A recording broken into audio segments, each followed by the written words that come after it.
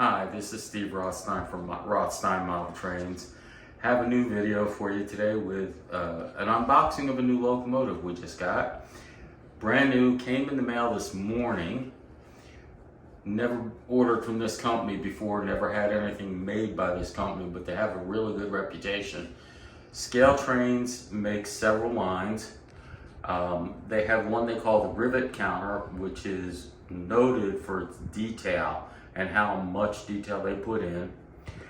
They announced they were going to make a locomotive several months ago. I've lost track of how long it's been sitting, and I pre-ordered one. It's an unusual locomotive that I really thought I'd grab it while I had the chance. The locomotive is a Union Pacific gas turbine electric locomotive. They nicknamed it the Big Blow. They could only use them out on the west, traveling across the west. It was banned from Los Angeles because of the noise. The turbine is really loud in them, in the real ones. They were only made and used from the 50s till about 1970. This is the third generation of them. And it's an unusual locomotive because it was actually made as a set of two.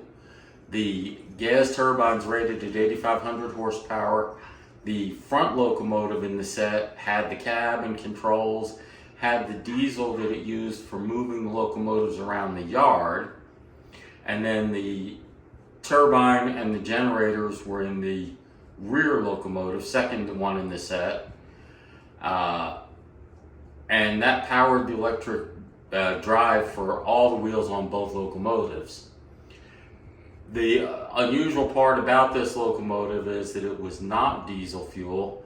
It used bunker C heavy oil, and it went through it so fast that they made them as a 3-car set, with the third one being a tender for carrying fuel oil.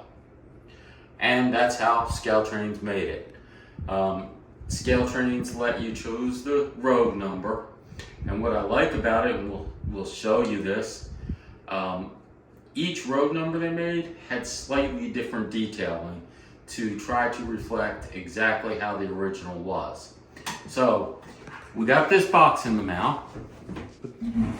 There you go. Go ahead. We got this in the mail today, and I haven't done much more than look at it, quick glance at it. Haven't had it out of the box at all.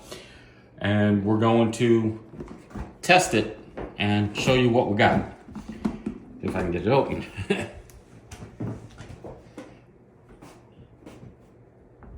One of the things they did unusual that I've not seen before with the other stuff we have, the box that they shipped it to us in came with decals from Scale Trains, some of their newsletters, announcements, and so on.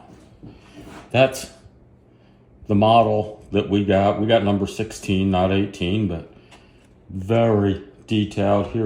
Comes with a history of the prototype. Basic instructions. It should be on 03. I'm going to leave it on that for right now. That's interesting. You have 5 turns on the B unit light, which is unusual. You have 3 turns on the turbine in the B unit. So we're going to have to look at the functions, and I may need the keys.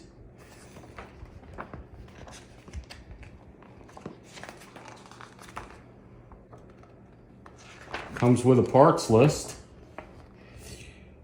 And there's the tender and the parts in it. There's the second tender. Depending which road number you got one of the 2 tenders because they made them with 2 different tenders. And there's the parts in the A unit and the B unit. So, looks good on the material they give you.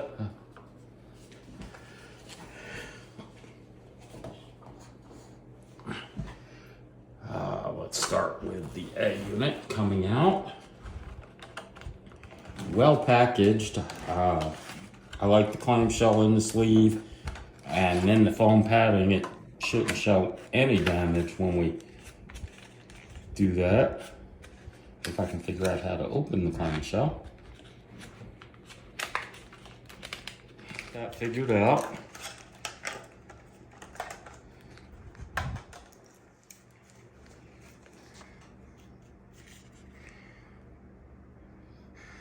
One of the interesting ones was the horns were moved back to over the center grate instead of up front of the cab, partly because of noise.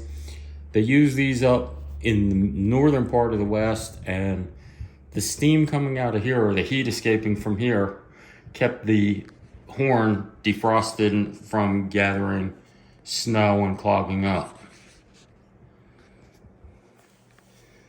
So, where'd I leave that reraller?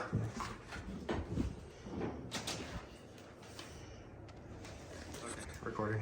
So we decided we'd put all three together to start with. I was going to do one at a time.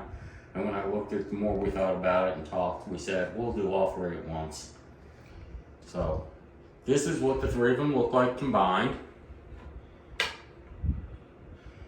The tail light works. You can see when I switch it, automatically comes on. So we do have it. Horn works. Bell works. Start of the turbine works.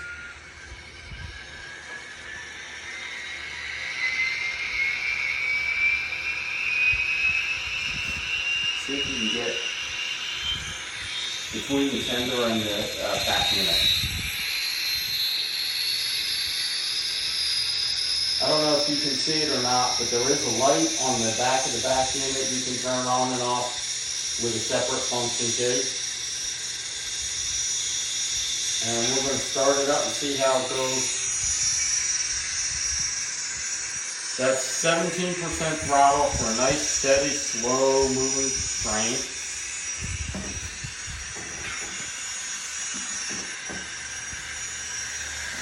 Speed it up a little bit.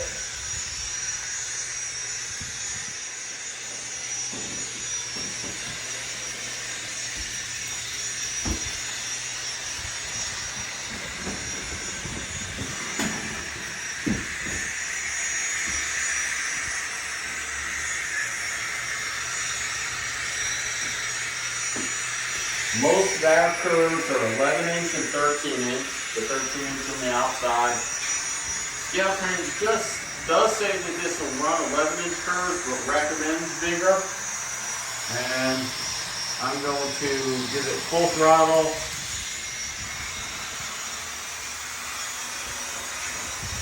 So we can see how it goes. Where's the speedometer? Put this up here.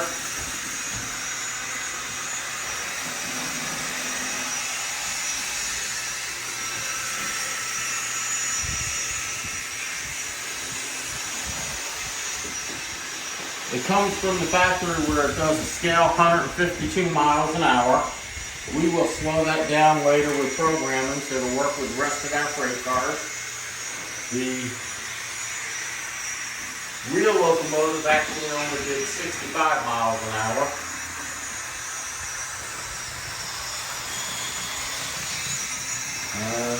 I like to use the coal cars as a test.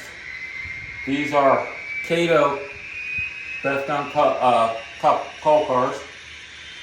And we have a lot of them that look good together, and we see a lot of unit trains running just coal like that. So it gives us a good test. One of the things that helps test this, helps us be a good test, is the flex in the cars is so much. You'll see it bounce back and forth when you start and stop. And we found that we almost always need two locomotives to pull this length of coal up this one.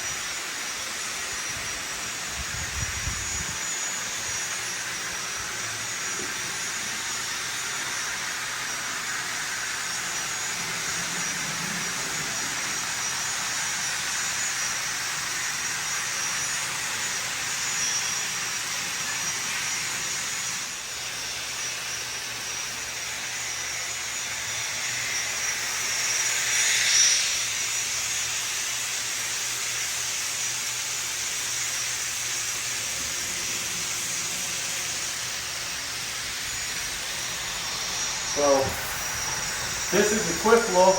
So far, I'm very pleased with the locomotive. It runs well. It looks good. I have to admit that it is much more detailed than I normally get on my locomotive to worry about. And the only drawback to that, of course, is in N scale detailing is fragile.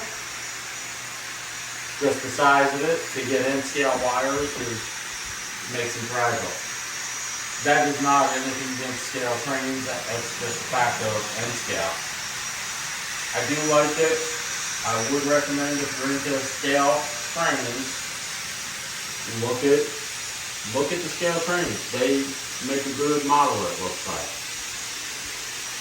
And that's our fun for the week, our new toy. Thank y'all for your attention and support. I'll see you next time.